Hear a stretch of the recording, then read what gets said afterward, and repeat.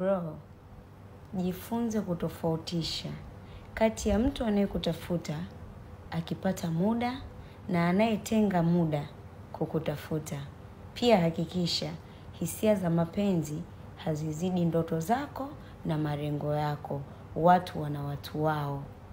Huyo binti utajitoa kwake kwa kila kitu.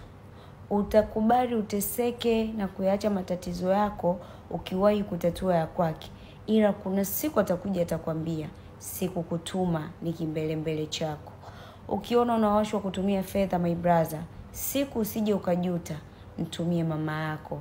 Akisema asante mwanangu, unazidishiwa mara 100 zaidi ya ile uliyotoa. So utachagua wewe. Siku uje uambiwe nilikutuma au utume uambiwe asante mwanangu.